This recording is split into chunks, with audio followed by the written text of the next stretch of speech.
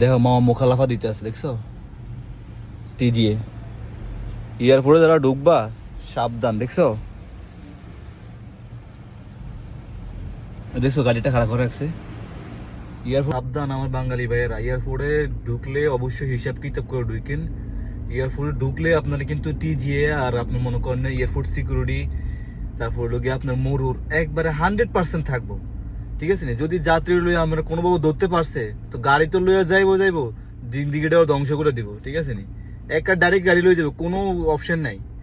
এয়ারপোর্টে কিন্তু বহুত পরিমাণে আপনার ইয়ে চলতেছে এখন। আপনারা অনেকে আছে চুরি করে আপনার ভিতরে ঢুকে যায়, পার্কিং এ ঢুকে যায়, আপনি মনে করেন না, চিন্তা করে যে আমি ভিতরে এক জায়গায় গাড়ি পার্কিং করে থুয়ে উপর যাত্রী লইয়া চিপা দিয়ে বাইরে যাবো।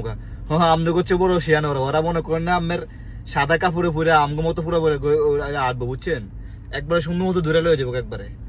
এয়ারপোর্টে ঢুকলে সাবধান অবশ্যই, ঠিক আছে? নি জায়গায় আপনি যেই জায়গায় যাবেন একবার সেই জায়গায় আমি মনে করেন না এই যে টিজি এর লোক খাওয়ানো থাকবো ওয়ারলেস লই, আমি কইতে পারবেন না টিজি এর লোক কোনটা।